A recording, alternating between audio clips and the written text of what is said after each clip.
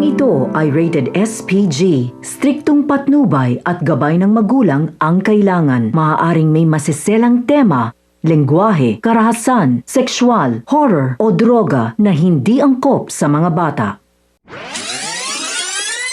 Mga kapamilya, narito ang mga dapat nating abangan sa pambansang teleserye ng Sambayanan, ang FPJ's Batang Quiapo. Habang tumatagal ay palapit na nga ng palapit si Tanggol sa katotohanan, lalo pa nang malaman niya ang tungkol kay Olga at hindi pala si Alberto ang pumaslang kay Mokang. Ngunit paniniwalaan niya kaya ang mga sinabi ni Paquito o siya mismo ang gagawa ng paraan para malaman ang buong katotohanan. Habang si Rigor naman ay tila natauhan na at namulat sa kanyang mga pagkakasala. Inamin niya kasi kay David na mukhang nagkamali siya nang pinatuloy niya si Lena sa kanilang tahanan. Humingi na rin siya ng tawad kay Marites dahil sa kanyang mga pagkakamali at pagkukulang. Kaya naman dito ay parang masisiraan na ng bait itong si Lena at gagawin niya ang lahat, wag lang mapaalis sa bahay ni Rigor.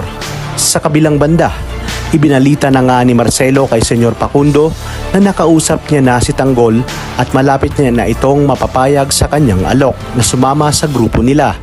Ngunit nais makasiguro ni Don Facundo na may ibubuga ang sinasabing tao ni Marcelo.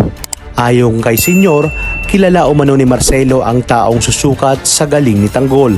Kaya naman dito, tatawagan ni Marcelo ang matagal na nilang tauhan na isang assassin na madiskarte at magaling sa pagkikipaglaban. Susubuko nito kung gaano kagaling si Tanggol. Kaya naman mabilis pa sa alas 4 ay tinawagan na nga ni Marcelo ang babae at itinuro na ang target na siya ngang si Tanggol, kung saan nga kasalukuyang kasama ni Tanggol si Bubbles. Dito nga ay muntika na ang mabangga si Tanggol ng isang babaeng nakamotorsiklo. Sa unang tingin pa lang ni Tanggol ay hindi ito ordinaryong babae. Inakala naman ni Bubbles na tauhan ito ni Pablo, lalo pat kilala siya ng pamilya nito. Nanganganib umano ang kanyang buhay pati na si Tanggol pag nagkataon. At dahil marespeto at magalang si Tanggol sa babae ay hindi niya na sana papatulan ang babae, ngunit talagang sinusubok nito si Tanggol. Kaya naman walang nagawa si Tanggol kundi lumaban upang maprotektahan siya at si Bubbles. Hanggang sa masukol niya na nga ito at saka ito nagpakilala at sinabi na hindi siya kaaway. Napag-utusang lang umano siya upang subukin ang kakayanan at kapasidad ni Tanggol. At dito nga dali-dali itong kumaripas ng takbo sakay ng motorsiklo. Sabay tawag kay Senyor Facundo at sinabi na di kalibre at talagang tama si Marcelo. Magaling ang taong sinasabi nito sa pakikipaglaban at madiskarte. Siya na kaya ang magiging bagong kasangga ni Tanggol pagdating sa pakikipaglaban sa pagpasok nito sa grupo ni Marcelo. Talagang kapanapanabik ang mga susunod na tagpo sa teleseryeng ito. Kaya naman sabay-sabay natin tong pakaabangan.